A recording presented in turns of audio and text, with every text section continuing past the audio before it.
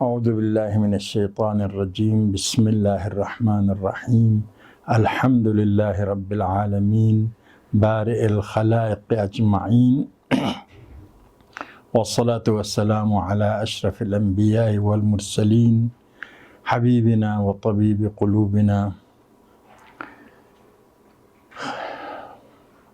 محمد وآلہ الطیبین الطاہرین المعصومین الذین اذهب اللہ عنہم الرجس وطہرہم تطہیرا۔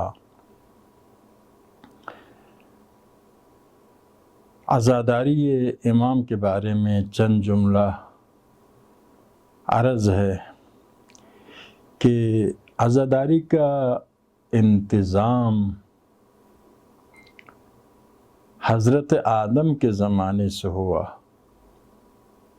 آپ روایات میں پڑھتے ہیں کہ جبرائیل نازل ہوا، حضرت آدم کو توبہ کی تعلیم دی، اور اس میں جب حسین کا نام آیا آدم کے دل میں غم اور حزن ظاہر ہوا، آنکھوں پر آنسو، وجہ پوچھا تو جبرائیل نے مظلومیت حسین، مصائب کربلا سنایا اور آدم نے گریہ کیا۔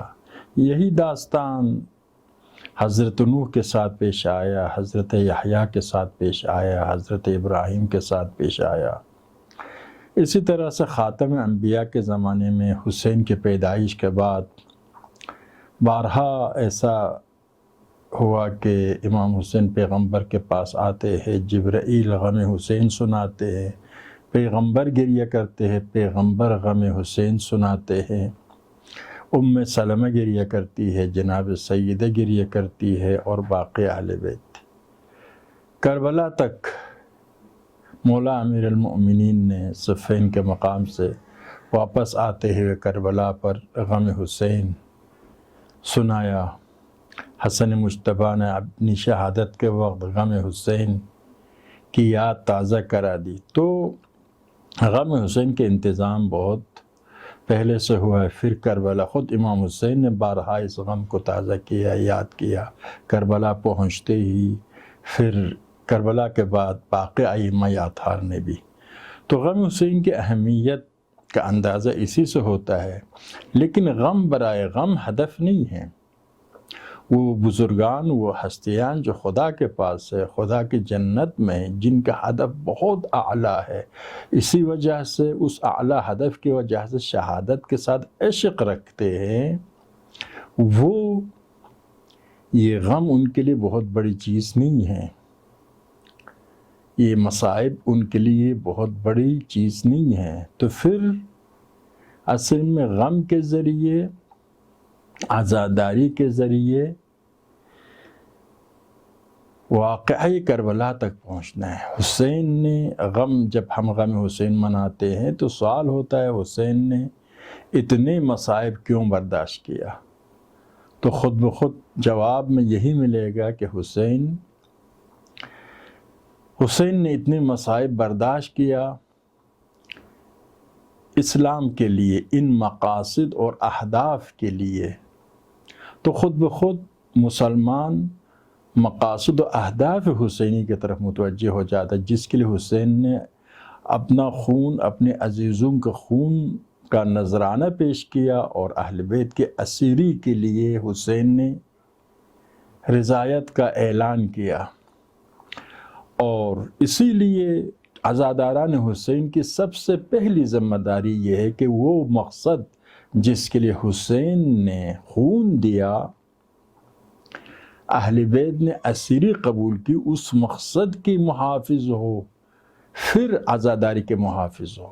یعنی در حقیقت عزاداری محافظت مقاصد حسین کے لیے ہے، مصائب حسین محافظ ہے مقاصد حسین کے لیے، مقاصد حسین محافظ ہے اصل اسلام کے لیے۔ اسی لیے حسین کو زیارت وارث میں آپ پڑھتے ہیں، کہ حسین کیا ہے؟ وارث انبیاء ہے۔ مقصد حسین، خود حسین مدینے سے نکل کر شہادت تک فرمایا، میرا مقصد امر معروف ہے، میرا مقصد حکومت باطل کو ختم کرنا ہے، میرا مقصد حکومت حق کو قائم کرنا ہے، میرا مقصد بدعتوں کو ختم کرنا ہے، امت کی اصلاح ہے، اسلام کی حفاظت ہے۔ فرمایا علی الاسلام السلام، اسلام کو الوداع کہنا چاہیے جب مسلمانوں کو حکمران یزید جیسا ہو۔ اسی طرح سے مقصد حسین مقاومت ہے، یعنی جب تک جان ہے تب تک باطل کے ساتھ مقابلہ کرنا ہے، باطل کے لیے میدان کو خالی نہیں چھوڑنا ہے، مقاومت کرنا ہے تاکہ باطل حق کے خلاف کوئی سازش نہ کر سکے، جرأت نہ کر سکے۔ باطل کو یہ پیغام مل جائے اہل حق ایک آدمی بھی زندہ ہو باطل کے ساتھ لڑے گا اور باطل کے سامنے ہتھیار نہیں ڈالے گا اور شہید بھی ہو جائے خون کے ذریعے باطل کے ساتھ لڑے گا۔ اسی لیے امام خمینی نے کہا محرم اور صفر وہ مہینہ ہے جس میں تلوار پر خون غالب آ گیا، یعنی شہادت حسین بھی اور عزاداری حسین بھی دونوں باطل کو شکست دینے کا ذریعہ ہے۔ عزاداری کے ذریعے شجاعت کا پیغام ملتا ہے، عزاداری کے ذریعے شہادت کا پیغام ملتا ہے، شہادت معشوق ہو جاتا ہے عزاداران حسینی کے پاس۔ عزاداران حسینی کسی سے نہیں ڈرتا ہے، عزاداران حسینی شجاع ترین مردم ہوتے ہیں، عزاداران حسینی حسین کے نقش قدم پر چلتے ہوئے معنویت اور روحانیت کی جنت میں ہوتے ہیں۔ عزاداری کی وجہ سے محبت اہل بیت مسلسل بڑھ جاتی ہے، اسی لیے عزاداری در حقیقت عاشوراء کو قیامت کے ساتھ متصل کرنے کا نام ہے۔ قیامت سن 61 ہجری میں ختم نہ ہو بلکہ عاشوراء سن 61 ہجری میں ختم نہ ہو بلکہ عاشوراء برقرار رہے قیام امام زمانے تک اور قیامت تک، یعنی جب تک اہداف عاشوراء برقرار ہے تب تک عاشوراء برقرار ہے۔ اس کو برقرار رکھنے کا ذریعہ کیا ہے؟ عزاداری ہے، یعنی عزاداری کے ذریعے عاشوراء کو پورا تر و تازہ رکھتے، اسی لیے عاشوراء کی تمام نشانیوں کو وہاں پر لاتے ہیں۔ مثلا عاشور کے دن یہ شریعت کا حکم نہیں ہے، لیکن شریعت کا حکم یہ ہے کہ عاشوراء کو زندہ رکھنا ہے، غم حسین کو زندہ رکھنا ہے، لیکن اس غم حسین کو زندہ رکھنے کے لیے عاشور کے دن کے تمام نشانیوں کو بھی زندہ رکھتے ہیں، پنجہ بھی لاتے ہیں اور ماتم بھی کرتے ہیں، گریے بھی کرتے ہیں، نوحہ مرثیہ سب کچھ کرتے ہیں تاکہ عاشوراء اسی طرح سے زندہ رہے جس طرح سے عاشور کے دن پیش آیا، وہی سما، وہی منظرہ، وہی پس منظر تا روز قیامت زندہ رہے اور وہی احساس برقرار رہے۔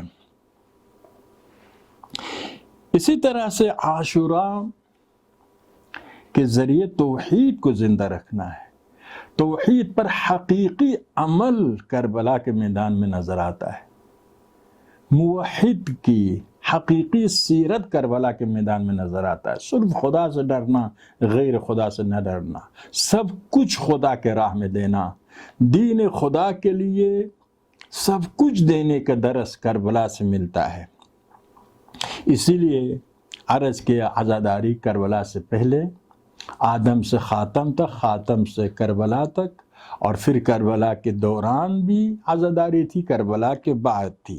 رہبر معظم انقلاب فرماتے ہیں کربلا میں خود شہداء نے، بعد میں اسراء نے عزاداری میں یا قیام کربلا میں 4 نکات مد نظر رکھا۔ وہ 4 نکات جن کو ان ہستیوں نے مد نظر رکھا اور ہم عزاداروں کو بھی چاہیے ان 4 نکات کو مد نظر رکھے، وہ کیا ہے؟ ایک یہ ہے کہ کربلا والے اپنے قیام کے برحق ہونے کو ثابت کرتے تھے۔ مدینے سے مکہ، مکہ سے عراق، عراق میں کربلا میں جنگ کے دوران پھر وہاں سے کوفہ، کوفہ سے شام، شام سے مدینہ، مدینہ کے بعد بھی ائمہ نے قیام حسین کے برحق ہونے کو قرآن اور سنت اور عقل کے ذریعے ثابت کرتے تھے۔ یہ ایک کام۔ دوسرا کام یہ کہ اس قیام کے دوران کبھی کمزوری کا مظاہرہ نہیں کیا۔ حتیٰ حسین مدینے سے جب نکل رہے تھے تو عبداللہ زبیر مخفی راستے سے نکل گیا، لیکن حسین نے فرمایا میں مخفی راستے کو نہیں اپناتا ہوں، بلکہ وہی شاہراہ سے گئے تاکہ خوف اور بزدلی کا مظاہرہ نہ ہو۔ اسی طرح سے اسرا کو لیجئے، شہیدوں کو لیجئے، کس شجاعت کے ساتھ 72 آدمی 30,000 کے لشکر کے ساتھ مقابلہ کرتے تھے۔ 13 سال کے شہزادہ قاسم ہزاروں کے مقابلے میں کس طرح سے جاتے تھے۔ اسیروں نے کس طریقے سے رسوا کیا ابن زیاد کو، یزید کو اپنے دربار میں۔ یہ ان کی شجاعت کربلا، یعنی اسرا اور عزادار اور شہداء شجاعت کے ساتھ اپنا کام انجام دیتے تھے۔ یہ دوسرا کام۔ اور جو تیسرا یہ ہے کہ وہ مصائب کو بیان کرتے تھے۔ حضرت آدم سے لے کر خاتم تک، خاتم سے لے کر کربلا تک، کربلا سے لے کر شام تک، شام سے لے کر مدینہ تک، مدینہ کے بعد مصائب اہل بیت کو بیان کرتے تھے، تاکہ یہ مصائب جو عظیم ترین قدرت ہے۔ ابھی دیکھیں آپ، اسرائیلیوں نے فلسطین، کیا نام ہے، ہٹلر نے جو تھوڑا سا ظلم کیا ان پر، اس کو کتنا استعمال کیا مسلمانوں کے خلاف۔ انسان مظلوم کا حامی ہوتا ہے، اس لیے مصائب کو بیان کرتے تھے، مصائب کو بیان کرتے تھے شجاعت کے ساتھ، اور مصائب کو بیان کرنے کے بعد روتے تھے، گریہ کرتے تھے،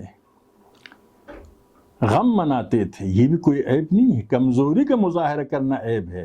یہ شجاع اور بہادر آدمی کی گریہ عظمت کی علامت ہے۔ اسی لیے ہمیں چاہیے عزاداری کی حفاظت کرے۔ عزاداری کی حفاظت در حقیقت کربلا کی، عاشوراء کی، اہداف حسینی کی حفاظت ہے۔ لیکن حقیقت عزاداری کیا ہے؟ وہ معصومین کی طرف سے آیا ہے، لیکن عزاداری کی شکل کو زمانے کے ساتھ آپ تبدیل کر سکتے ہیں، زمانے کے تقاضوں کے مطابق اس میں تبدیلی لا سکتے ہیں، شریعت جہاں تک اجازت دیتی ہے۔ اسی لیے مجلس کی شکل میں نوحہ، مرثیہ، جلوس، سیمینار، مقابلہ وغیرہ کے ذریعے، اور مستند حوادث، مستند روایات پڑھنا چاہیے عزاداری میں، اور پورا کربلا بیان ہونا چاہیے عزاداری میں، اور ایک خیال رکھنا چاہیے عزاداری میں بدعتوں سے ہم سب دور رہے، تاکہ کربلا کی یہ عظیم اور مقدس قیام بدعتوں کے ساتھ مخلوط نہ ہو جائے۔ وآخر دعوانا ان الحمد للہ رب العالمین۔